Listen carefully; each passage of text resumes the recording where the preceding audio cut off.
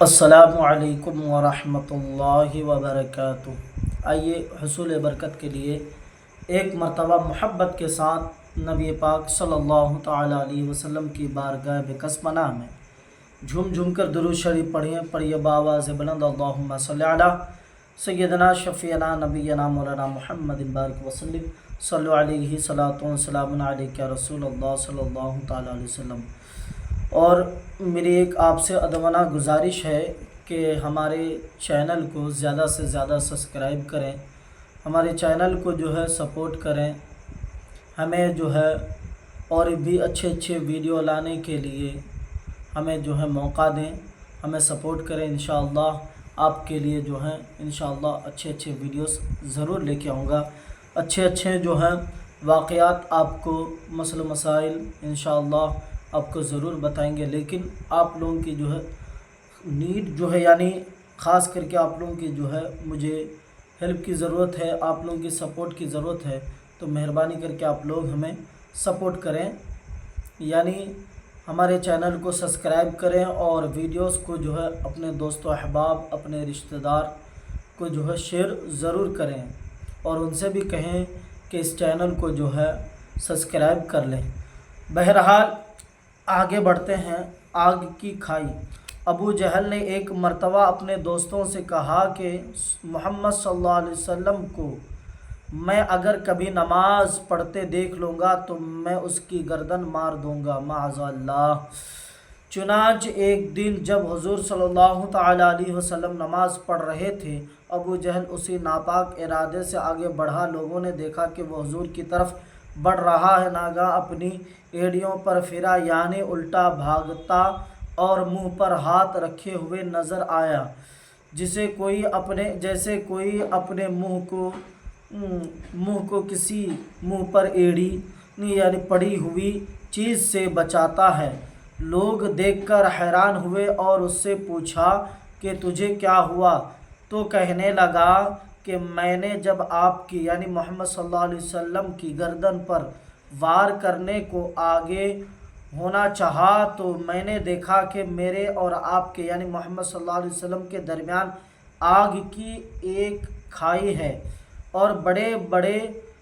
پر مجھے نظر آئے۔ مجھے یقین ہو گیا کہ اگر میں آگے بڑھا تو ضرور آگ میں گر پڑوں گا۔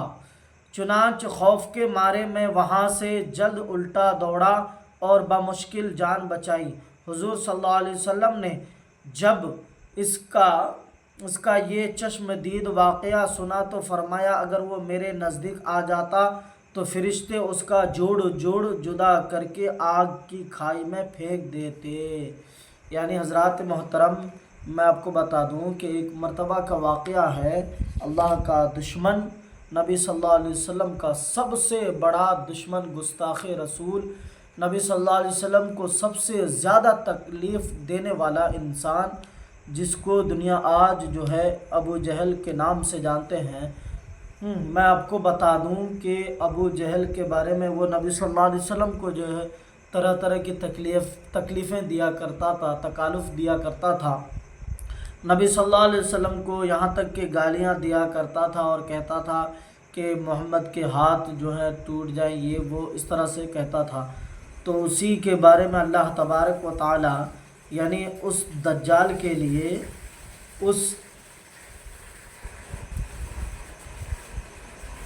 اس خبیث کے لیے اللہ تعالیٰ نے قرآن میں ایک سورہ نازل کر دیا کہ تو میرے حبیب کے لیے اس طرح کی باتیں کرتا ہے، میرے حبیب کے بارے میں اس طرح کہتا ہے۔ تو اللہ تبارک و تعالیٰ نے قرآن میں اس کے بارے میں ہی ایک سورہ نازل کر دیا، جیسا کہ آپ اکثر و بیشتر اپنی نمازوں میں اس سورے کو ضرور پڑھتے ہوں گے، دن میں ایک مرتبہ تو ضرور پڑھتے ہوں گے۔ تبت یدا ابی لہب وتب ما اغنی، یہ پوری سورت حضرات محترم اسی ابو جہل کے بارے میں، یعنی تباہ و برباد ہو جائیں ابو جہل کے دونوں ہاتھ۔ تو بہرحال میں ابھی اس کی ترجمہ یا تفسیر بتانے کے لیے نہیں، بلکہ یہ واقعہ بتانا میرا مقصد ہے۔ تو حضرات محترم، وہ ابو جہل ایک مرتبہ اپنے دوستوں سے کہتا ہے کہ اگر میں محمد کو کبھی نماز پڑھتا ہوا دیکھ لوں تو میں محمد کی گردن اڑا دوں گا۔ مار دوں گا، ان کو جو ہے قتل کر دوں گا معاذ اللہ، یہ سوچ رکھ کر اچانک ایک دن ہوا کیا کہ حضور صلی اللہ تعالیٰ علیہ وسلم نماز پڑھ رہے تھے، اور وہ ابو جہل اللہ کا دشمن ناپاک ارادے سے وہ آگے بڑھا، اپنے دوستوں کے سامنے سے وہ آگے بڑھا، حضور کے قریب آنے لگا۔ تو وہ جب قریب آنے لگا تو اتنے میں ہی جو ہے وہ اپنے منہ پر ہاتھ رکھ کر الٹے پاؤں جو ہے وہ بھاگتا ہوا واپس آیا۔ آنے کے بعد جب اپنے دوستوں کے پاس، اپنے لوگوں کے پاس آیا تو ان کے لوگ پوچھے کہ سردار تم اس طرح سے، ابو جہل تم اس طرح سے واپس کیوں آئے، الٹے پاؤں جو ہے چل کر کیوں آئے، اپنی ایڑیوں پر پھیرا کیوں، واپس کیوں آیا، تم محمد کی گردن کیوں نہیں اڑائی، تم محمد کو قتل کیوں نہیں کیا، ایسا کیوں نہیں کیا؟ تو اس نے بتایا کہ بھائی میں تو محمد کو قتل کرنے کے ارادے سے آگے بڑھا تھا، لیکن دراصل ہوا یہ کہ جب میں ان کے نزدیک جا رہا تھا تو مجھے جو ہے بڑے بڑے پر نظر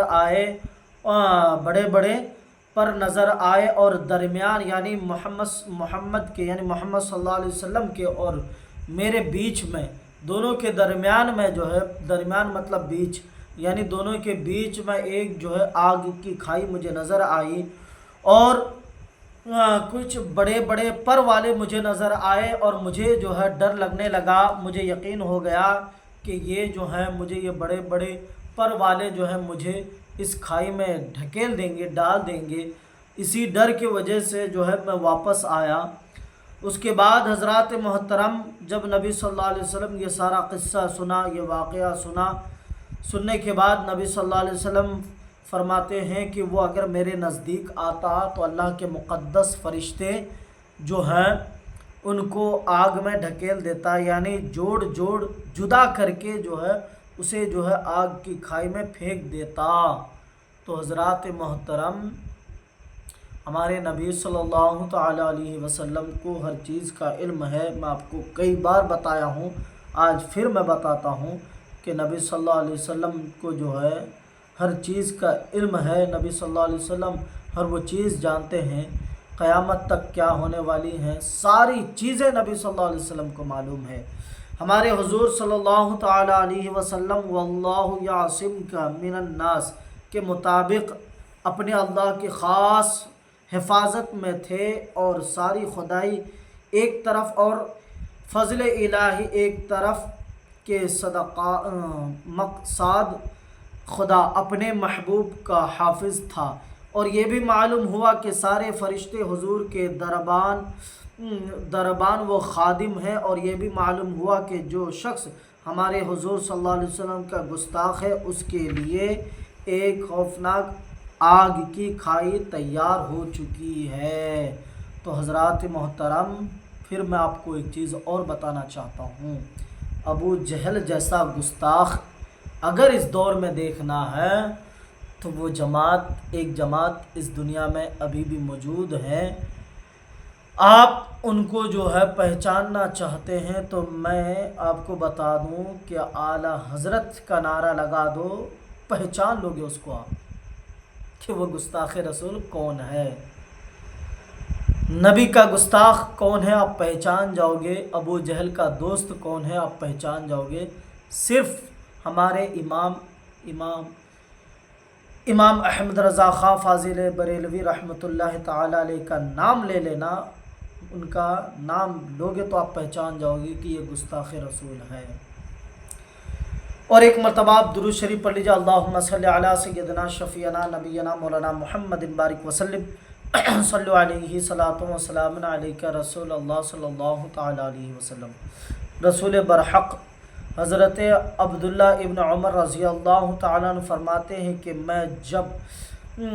میں جو کچھ رسول اللہ صلی اللہ علیہ وسلم سے سنتا تو میں یاد رکھنے کے غرض سے لکھ لیا کرتا تھا۔ قریش نے مجھے منع کیا کہ ہر بات جو تم حضور صلی اللہ علیہ وسلم سے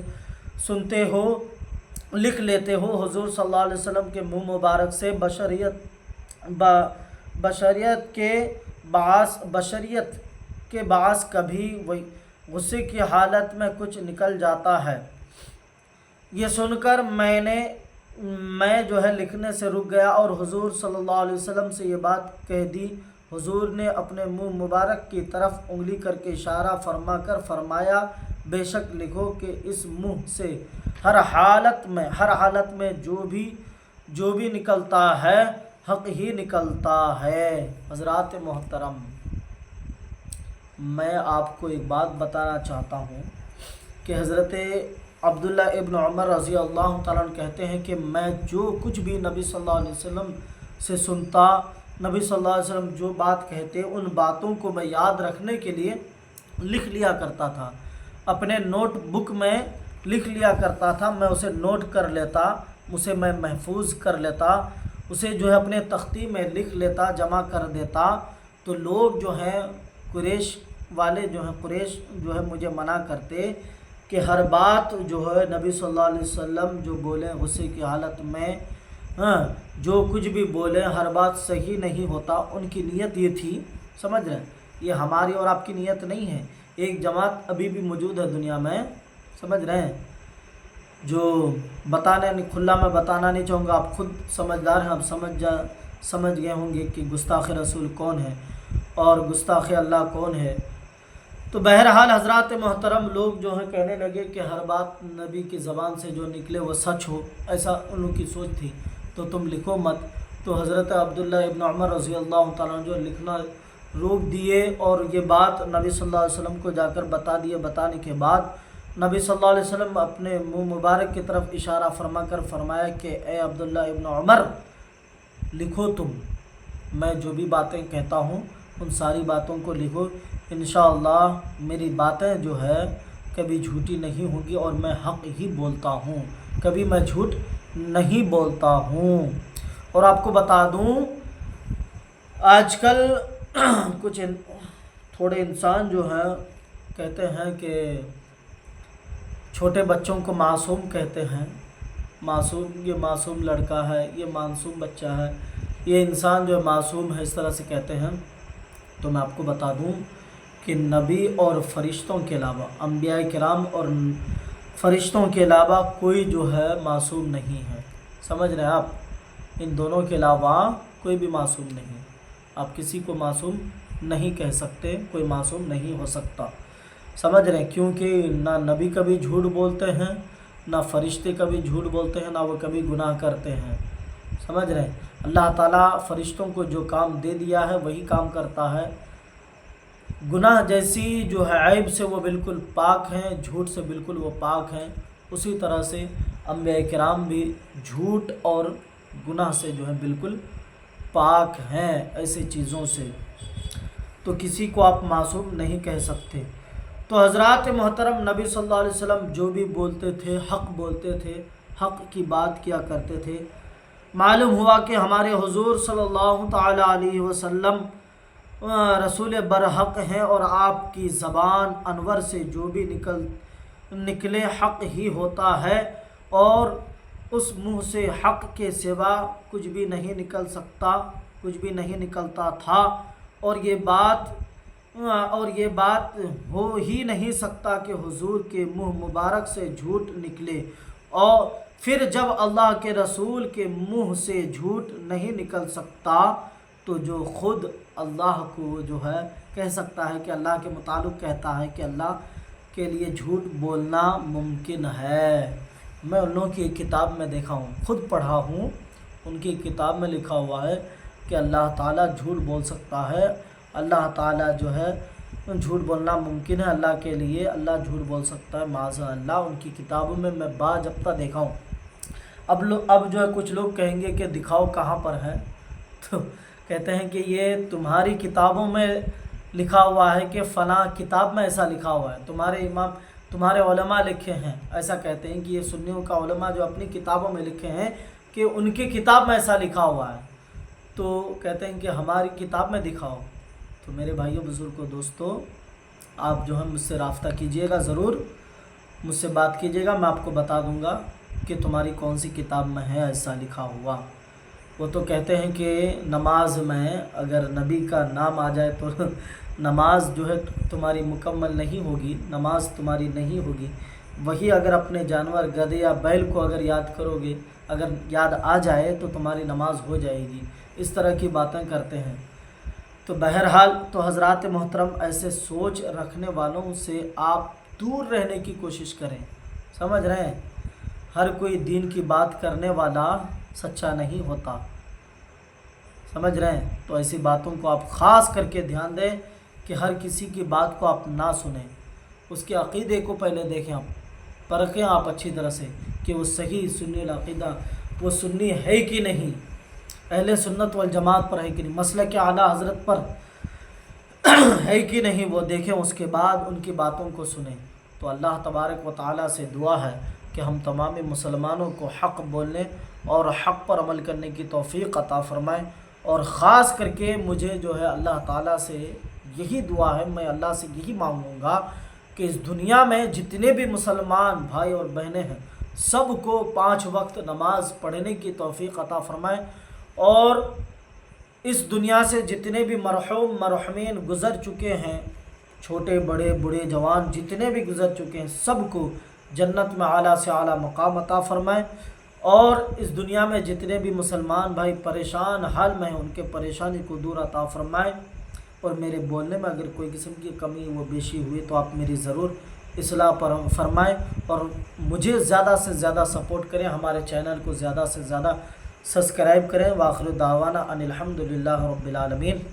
استغفر اللہ ربی من کل ذنب واتوب الیہ۔ السلام علیکم ورحمۃ اللہ وبرکاتہ۔